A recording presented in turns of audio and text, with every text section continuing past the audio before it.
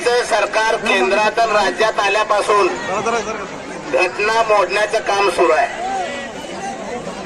SC असतील, ST असेल, doctor Babasaheb Ambedkar ह्या वर्गाला कुलूप घातलेला ते कुणाला मोडता येत नाही, काढता येत नाही.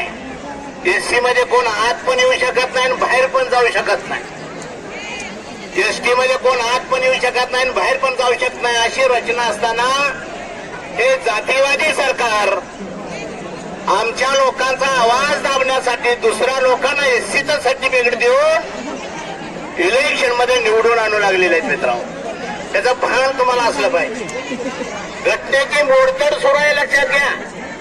एससी नसताना एससीचा दाखला घेणं, त्याच्यावर नियंत्रण करणारं समाज कल्याणचं जात पडताळणी पथक आहे का नाही? ते काय झोपा करते का? हे जात पडताळणी पथकाचे जे अधिकारी आहेत ते त्यांना मान्यताच कशी देतात, हा फार मोठा विषय मित्र. त्या मोर्चाच्या वतीनं आम्ही त्या जात पडताळणीला एक आव्हान करतोय. 6 महिन्याच्या आत ते एससी प्रमाणपत्र तपासून घेतले पाहिजे. जर 6 महिन्याच्या आत जर त्या माणसाला तो दाखला दिला तर कास्ट व्हॅलिडिटीचं ऑफिस आम्ही जागेवर ठेवणार आहे.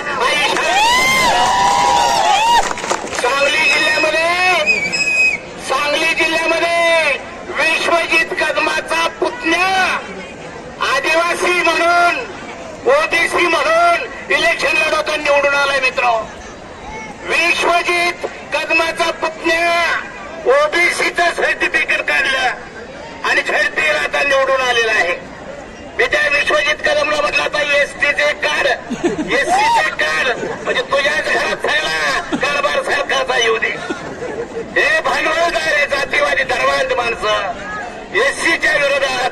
जर एससीचा माणूस, आंबेडकर विचाराचा माणूस जर सभागृहामध्ये आला तर त्यांना मोकळं करून मिळणार नाही.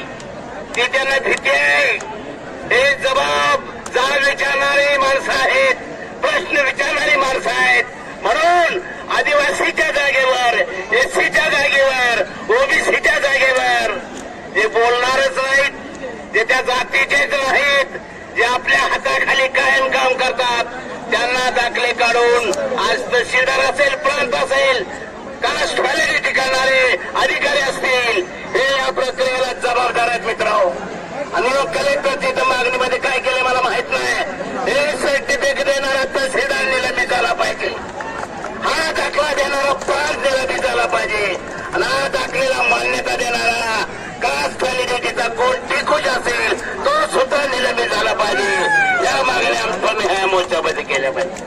माझ्या बांधवाने सांगतो, आम्ही इतर पक्षाची तळी उचलल्यामुळे आमच्या वाट्याला आले, इतर पक्षाची गुलामी केल्यामुळे आमच्या हे वाट्याला आले.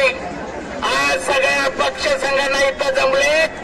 असं जर राजकारणाच्या वेळेस सगळ्यांनी मिळून या धर्मान, जातीवादी, भांडवलदारी पक्षाला कोलून स्वतंत्र निवडणूक लढवली तर महाराष्ट्रात किमान आपण सत्ता घेऊ शकतो.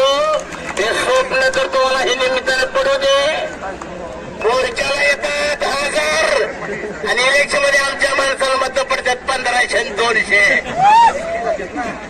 अरे, घटनेचा आधार घेऊन गृहमंत्री झालेला सभागृह म्हणतोय, बाबासाहेबांचा तिरस्कार करतोय. आंबेडकर आंबेडकर आंबेडकर हा जप करण्यापेक्षा देवाचा दावा केला असता तर स्वर्ग मिळाला असता. लेखा जाऊन येतील, तू परत सांग. घटनेच्या आधारे गृहमंत्री झालेला सभागृहामध्ये बाबासाहेबांचा तिरस्कार करतो. तो पक्ष तुमचा आहे का? तो पक्ष तुमचा होऊ शकतोय का? कशाला कमळाच्या नादाला लागलायचा? कशाला कमळाच्या नादाला लागलायचा? तो फडणवीस आहे का तुमचा?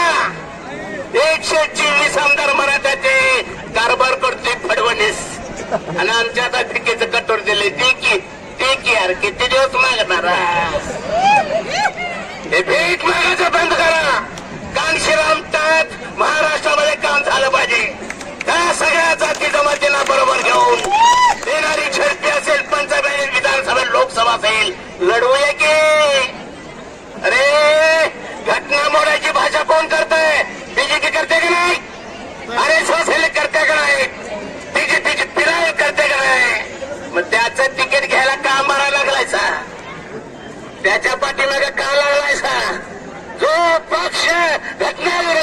करतोय.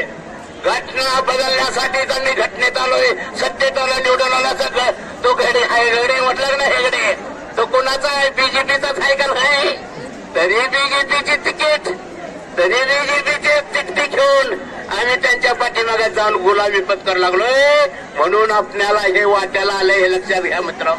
हे काँग्रेस, राष्ट्रवादी, शिवसेना, बीजेपी आपले पक्ष आहेत का? कधी तर आरपीआय म्हणून स्वतंत्र लढा, कधी तर वंचित बहुजन आघाडीच्या नादाला लागा, कधी तिथे म्हणा इलेक्शनच्या काळात आमचं नाव नाही आहे का? मी मुद्दाम बोलतो. हे आंबेडकरवादी असाल तर ती शपथ घ्या, या जातीवादाला मी मदत करणार नाही.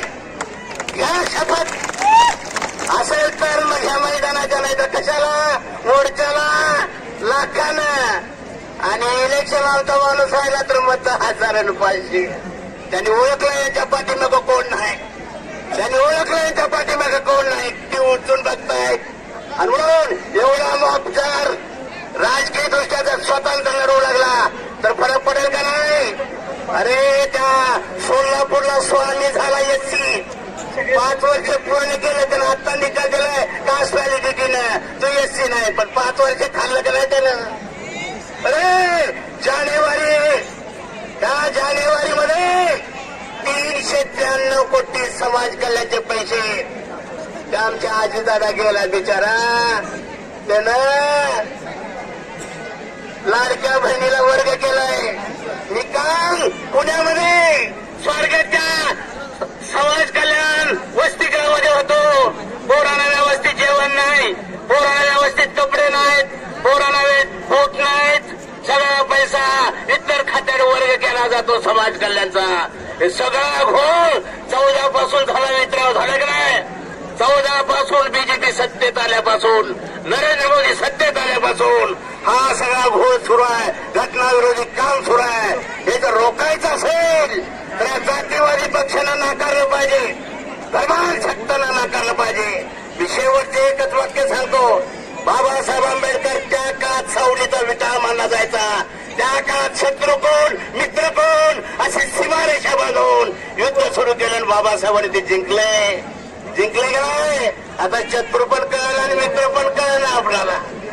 आणि म्हणून आपला हा घोळ झालाय. या सगळ्या मोर्चा असल्यामुळं आपण अत्यंत साधेपणानं की आमची एकच मागणी आहे की साधारणतः आमच्या मागासवर्गीय दाखल्यावर ज्यांनी निवडणुका लढवलेल्या आहेत आणि जे निवडून आलेले आहेत, जे निवडणूक लढवून पडले असतील आणि त्यांनी दाखला काढला असेल तर त्यांच्यावरही गुन्हा दाखल व्हायला पाहिजे अशी आपली प्रमुख मागणी आहे. आणि ज्यांनी दाखले दिले ते प्रांताधिकारी असतील, तहसीलदार असतील, तलाठी असतील, सर्कल असतील, या सगळ्यांच्यावर कारवाई व्हायला पाहिजे अशी आमची माफक मागणी आहे. या व्यतिरिक्त आपली कुठलीही मागणी असणार आहे. पण एक लक्षात असू द्या, एक इशारा द्यायला आलोय की आम्ही झोपलो नाही, आम्ही जागा आहोत. आम्ही डॉक्टर बाबासाहेब आंबेडकरांनी दिलेला मंत्र आम्ही विसरलो नाही. चळवळ आणि अन्यायाला विरोध करण्याचं जे रक्त बाबासाहेबांच्यामुळे आमच्या अंगात आहे ते रक्त काही शांत झालेलं नाही. हे इशारा द्यायला आपण कलेक्टर ऑफिस समोर आलोय. या मोर्चाकडे सगळ्या प्रस्थापित सत्ताधाऱ्यांनी या प्रशासनानं बघायचं आहे. आणि इथून पुढं एक बी प्रस्थापित जातीतल्या माणसाला जर बोगस दाखला दिला तर गाठ आमच्याशी आहे. एकाही रस्त्यावरच्या अधिकाऱ्याला आम्ही फिरू देणार नाही. मी पुन्हा एकदा या निमित्तानं सांगू इच्छितोय, परवा इचलकरंजीच्या प्रांत ऑफिस समोर आम्ही सगळ्यांनी 1 दिवसाचं लाक्षणिक उपोषण घेतलं. आम्ही प्रांत ऑफिसला भेटायला गेलो, उत्तम दादा वगैरे आम्ही सगळ्यात होतो. इचलकरंजीच्या प्रांत ऑफिस समोर भेटायला गेल्यावर सांगितलं जाहीरपणे, आमचा अंत बघू नका, नाहीतर पश्चिम महाराष्ट्रामध्ये सुद्धा नक्षलवादी तयार व्हायला वेळ लागणार नाही.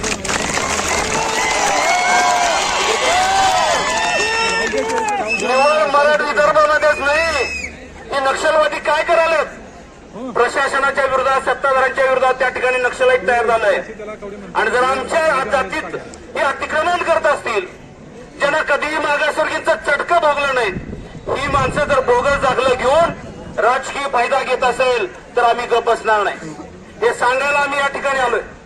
तुम्ही या जिल्ह्यामध्ये इचलकरंजीतल्या मग